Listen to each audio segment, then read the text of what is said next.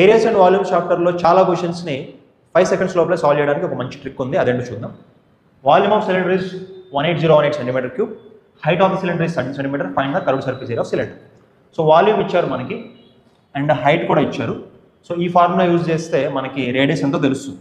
Okay, and ఆ తెలుసుకున్న రేడియస్తో ఇక్కడ మనం సబ్స్టిట్యూట్ చేసుకుంటే మనకి 2πr వాల్యూ క్యాలిక్యులేట్ చేయొచ్చు. అయితే ఈ క్వశ్చన్ సాల్వ్ చేయడానికి ఈ ప్రాసెస్ అంతా అవసరం లేదు. సో కర్వ్డ్ సర్ఫేస్ ఏరియా అడుగుతున్నారు కదా, ఫార్ములా వచ్చి 2πr. సో మనకు తెలిసిన ట్రిక్ ఏంటంటే పై వాల్యూ 22/7 కదా, సో 22లో మళ్ళీ మనకి 11 ఉంది. ఓకే, సో ఈ మల్టిప్లికేషన్ మొత్తం చేసే క్రమంలో మనం 11తో మల్టిప్లై చేస్తాం అనమాట. Okay, so this number will be A multiple of 11. So మీకు ఇచ్చిన ఆప్షన్స్లో ఏదైతే 11లో డివైడ్ అవుతుందో అదే ఆన్సర్ అవుతుంది అనేది కాన్సెప్ట్. ఈ కాన్సెప్ట్ యూజ్ చేసుకుని మనం ఈ క్వశ్చన్ని సింపుల్గా 5 seconds సాల్వ్ చేయొచ్చు. సో 11 డివిజిబిలిటీ రూల్ చెక్ చేద్దాం. ఆల్టర్నేట్ డిజిట్స్ సంబంధించి ఇక్కడ 4 ఉంది, ఈ ఆల్టర్నేట్ డిజిట్స్ 6 ఉంది. 4 - 6 0 రాలేదు, 2 వచ్చింది. 0 కానీ 11 కానీ రావాలి మనకి. 1 + 1 2 and this is 7. 2 and 7 fail అయింది. 1 + 1 2, 7 + 6 13. 13 - 2 = 11. ఎస్, 11తో ఈ నెంబర్ డివైడ్ అవుతుంది. And this is 1 and 9, 9 - 1. So 3 options fail అయినాయి, ఒక ఆప్షన్ కరెక్ట్గా వచ్చింది. అయితే ఇందులో ఒక చిన్న ప్రాబ్లం ఉంది.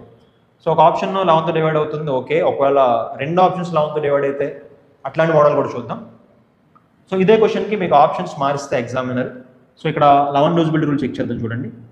1 + 2 3, 7 + 7 14. 14 3కి డిఫరెన్స్ వచ్చి 11. ఓకే, ఈ నెంబర్ వర్కౌట్ అవుతుంది. ఇక్కడ 7 and 5 12, 1. 12 - 1 11, ఇది వర్కౌట్ అవుతుంది. 13 - 2 ఇది వర్కౌట్ అవుతుంది. 15 - 4 ఇది వర్కౌట్ అవుతుంది. సో ఎగ్జామినర్ కనిపెట్టేశాడు 11 డివిజిబిలిటీ రూల్ యూజ్ చేస్తున్నారు. అన్ని ఆప్షన్స్ కూడా 11తో పోతుంది. కానీ ఇక్కడ మీరు ప్యానిక్ అవ్వకూడదు, కొంచెం స్మార్ట్గా థింక్ చేయాలి.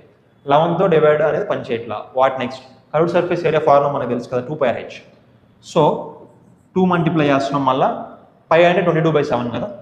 22/7లో కూడా మీకు మళ్ళీ ఒక 2 ఉంది. ఓకే, సో 2 × 11/7 అని రాసుకోవచ్చు, ఇంటూ r × h. సో 2 × 2 ఈ మల్టిప్లికేషన్లో మనకి 4 డివైడ్ అవుతుందని మీరు అర్థం చేసుకోవాలి. ఓకే, 2 ఉంది, ఇంకో 2 ఉంది, అంటే మల్టిప్లికేషన్ మొత్తం 4 మల్టిపుల్ అవుతుంది. Now you can check for a 4 multiple. Okay, so 27 last 2 digits కదా 4 మల్టిపుల్ అంటే ఇది ఫెయిల్ అవుతుంది. 5 ఫెయిల్ అవుతుంది. 38 ఫెయిల్ అవుతుంది. 16 ఇస్. సో 11 రూల్ పాస్ అవ్వకపోతే మనం ఇలా 4 కూడా చెక్ చేసుకోవచ్చు. 2 ఎక్కడైతే పాస్ అవుతుందో అదే ఆన్సర్.